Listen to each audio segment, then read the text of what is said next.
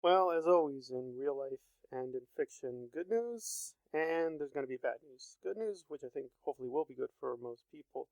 I'm going to start reorienting the content a little bit. I'm going to be concentrating a little bit more on music and how music relates to both the visual and literary media, right? Within the fictions we're talking about anyway, right? So a little bit more on the comic books, a little bit more on the graphic novels, and obviously novels per se.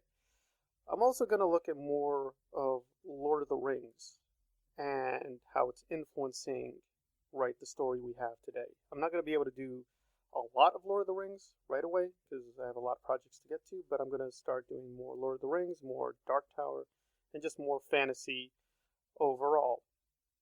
But I want to confront the argument, putting aside, news for the channel, of a major issue with Tolkien. And if we look at, of course, George R. Martin as well as George Lucas, and not just them, but Stephen King, The Dark Tower, and a lot of other stories. And I'm going to include myself because I've recently finished a novel using a prophecy, and I'm actually working on a kind of Game of Thrones stylish novel now. And I, yes, once again, have a prophecy. If you do prophecy stories, and this is a serious issue, if you have a prophecy in your fiction, the question becomes, does it really, really matter what the characters do, right? Because if you have the prophecy, and if the prophecy is a kind of, good versus evil prophecy, then what's the point? We know from the get-go the good guys are going to win. There's no point. It's predetermined. Whatever movements, whatever things happen, the plot is irrelevant. The prophecy is going to be true, and in a deep sense, you don't have to even experience the fiction because the prophecy has to be fulfilled. So that's the case against prophetic narratives, right, in a nutshell. Well, I'm going to say two things. One, I think people have badly misunderstood Tolkien by so many ways. I'm not going to spend too much time on George Lucas per se because I think you can say many things about Lucas, but saying he's a deep reader of almost anything, of myths or Lord of the Rings, is just clearly not true. I'm not trying to demonize him as a complete moron, but I just think Lucas has a certain mindset where he can't help but simplify a lot of things he consumes. He is capable of depth, but it's constrained. But it's a real puzzle, and I'm going to be consistent. George R. Martin, and he's on record in several interviews, he really gets Tolkien wrong. He really thinks Tolkien did present a kind of good versus evil prophecy story, and in that sense, that's a major flaw. And his books, A Song of Ice and Fire, are trying to cure that flaw because we're not going to be given a simplistic portrayal of good versus evil. We're getting the gray, as he keeps putting it. We're getting a gray representation of how people act. And I'm not going to do a whole revisionist case here, but because I don't think it is revisionist, it's right there in the text. If you read Lord of the Rings very, very carefully, that is not what Tolkien is up to. He is not presenting a good versus evil. He is not presenting, right, the hobbits as all good or Sauron as all bad or the ring itself, right? It's a metaphor. It's a biblical metaphor. And he can't help himself in putting it in the Bible, but I think the better way to think about it is it's about temptation. It's about the temptation to be corrupt. It's not a simple good versus evil. It's more good between evil, right? We're getting various forms of evil, various forms of good.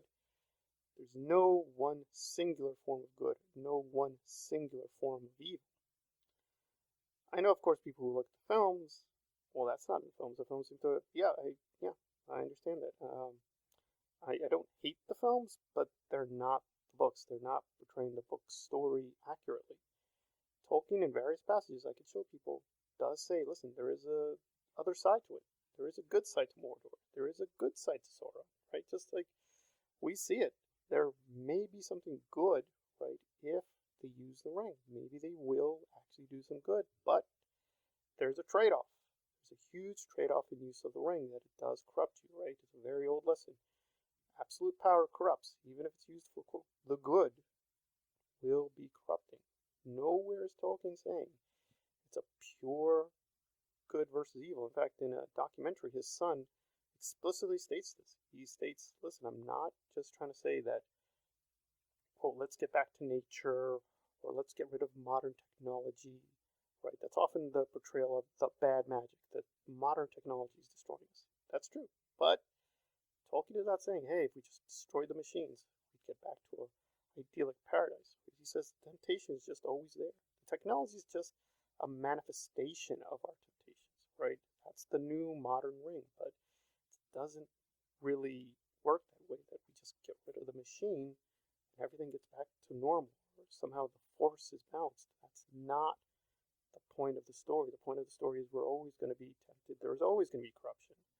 The ring is just a metaphor, so we can't escape corruption. We just have to find a way to endure it. I'm going to go more into this because this is a major fallacy, and people keep bringing this up over and over again. And even somebody as intelligent as George R. R. Martin really probably still thinks this. It is kind of very simple, good versus evil. Nope, that's never been there. If you do go into the more specialized research articles, there's a lot of evidence that Tolkien is making a very, very complicated case for how good and evil interact with one another. All right, this has been a short essay on new content coming, as well as a big fallacy in reading and adapting Lord of the Rings. All right, thanks for watching. Please be safe. Please hit the like button and or comment below. Thanks again.